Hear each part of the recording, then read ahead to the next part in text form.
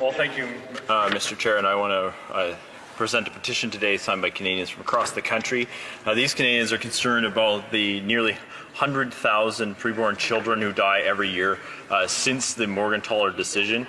Canada is only one of two nations in the world that have zero laws protecting the preborn.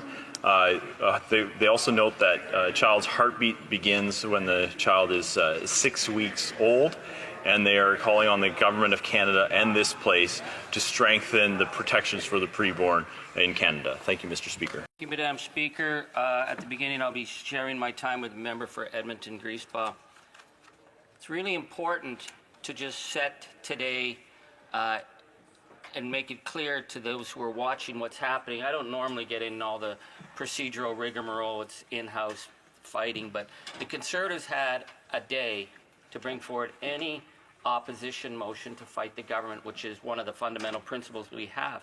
But they decided to upend their own opportunity to speak on something that they'd previously committed to in order to use the House of Commons to amplify the distortions that are coming out of Mar-a-Lago and Donald Trump.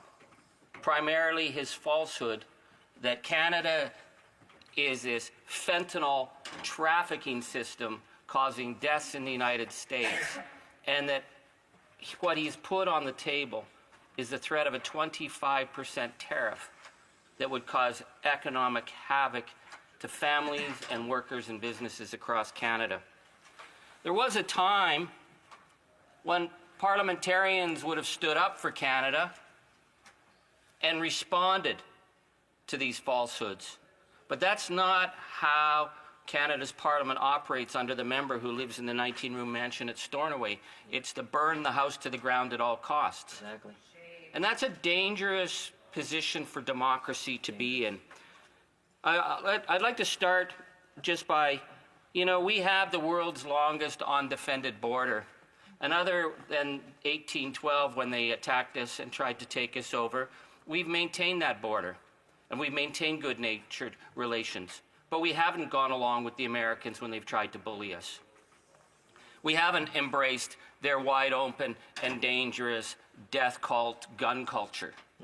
Even though many, many, many Canadians are registered gun owners, we accept the principle of having responsible gun ownership as opposed to the reckless guns that are killing people across the United States. We have not supported their belief that health care should belong to those who have money. Exactly. We took a different tact, even when we were being undermined as being communists and socialists at the time.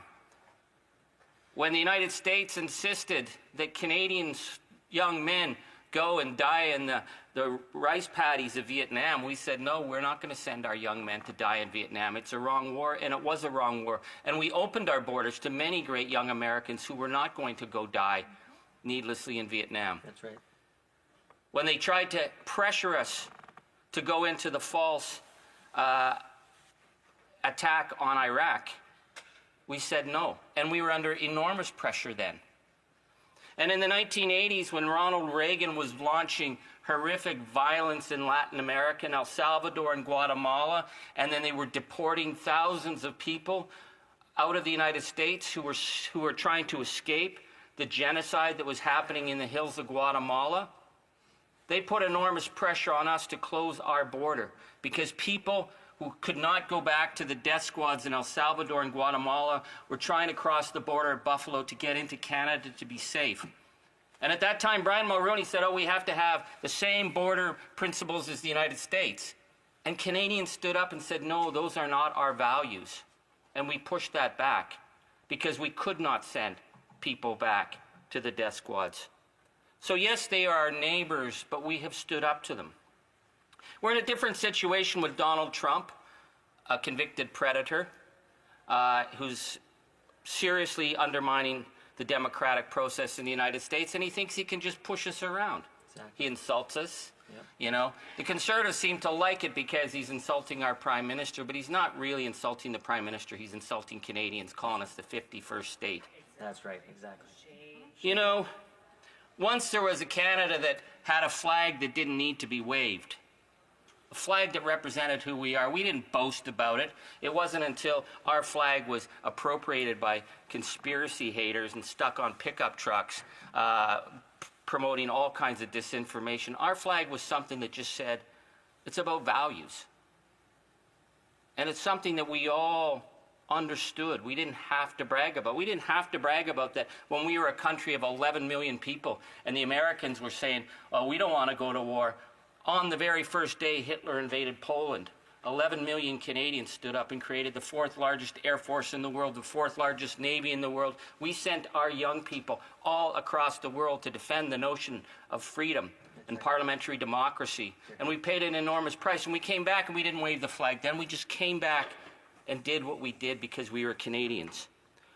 But here we are with this falsehood being perpetrated by the member who lives in Stornoway, that whatever Donald Trump says, he will use to burn the house down to the Prime Minister.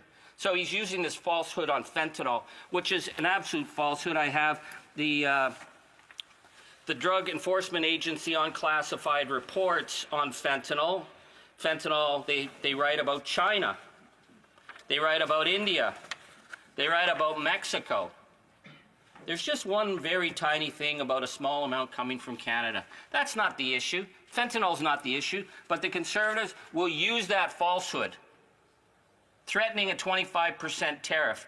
You can bet that these dumbed-down speeches claiming that Canada's a broken border and a fentanyl trafficking area is going to be used on every right-wing blogcast and on Fox News to further undermine our country. Exactly. They would do that. They would burn our house to the ground because they don't care about truth. They wouldn't know what truth was. If truth came down, Lady Truth came down, naked, painted purple, and danced all over Stornoway for weeks. The member wouldn't notice. But I say that jokingly, but it's not a joke, because what Trump's really after is our water. He's made it clear. He said there's a giant faucet in Canada and you just turn it on.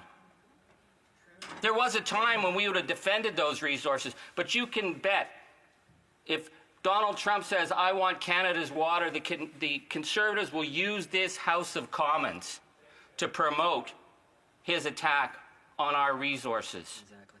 To take what they can take, because they don't take us seriously. They think they can push us around, and they can only push us around if we have fifth columnists. You know, fifth columnists was what they called Franco's people, who undermined the defense of democracy in Spain. People who would undermine their own country to score a point. Another term was quislings. Yep. We need to stand up to Donald Trump, not to be boasting like he boasts and not to be threatening like he threatens, but to stand for Canadian values. Hear, hear. That no, we will counter falsehood with truth. That we will be a good neighbor, that we will protect our border, but that we will not be pushed around. Not the way the member who lives in Stornoway will amplify falsehoods and misuse the House of Commons, knowing that it is putting Canadian jobs and families directly at risk, because they don't care. Yeah. They don't care because it's about burning the house to the ground to get to the Prime Minister. So I'm not even going to go down into the gutter with them where they make these falsehoods about how the Prime Minister, who I don't agree with on hardly anything, that he somehow created the fentanyl crisis that caused thousands of deaths. That's an ugly falsehood. It's just a straight up lie. But they use that all the time. But to have them come into the House of Commons and talk about defending the border, when under Stephen Harper, they trashed border security. That's right. Remember when Tony Clement took $50 million out of border security and spent it on bogus projects in his riding, like the gazebos and the sunken boats and the fake lakes. They took money that would have protected our borders and used that so shamelessly when they fired 1,100 jobs from the Canada Border Services. And they were told the threats that would be. And they got rid of the dog sniffer teams. Maybe Stephen Harper doesn't know what a dog sniffer team is. A dog sniffer team is what you use to sniff out drugs. It was the Harper government who got rid of that. They got rid of their intelligence agency at the border. They got rid of their teams who went undercover to take on the smuggling gangs. Wow. That's the record of Stephen Harper. So when they come in this House and pretend they stand for Canada, we know they don't stand for Canada. When they come in this House and say they'll stand up on the world stage, we know that they supported Putin and undermining the votes for Ukraine. Yeah. And when they say they'll defend the border, they're only defending the interests of Donald Trump, and they would sell us down the river, but not on my watch, not on our watch, not ever. We will stand up for Canada. Hear, hear. And comments, the Honourable Prime Minister. Trudeau stepping down would lead to a potential election sooner rather than later, with the Conservatives winning a majority. And if that election were to happen right now, according to Canada 338, it would be devastating for the Liberals. It shows not only will they lose, but possibly drop to third place.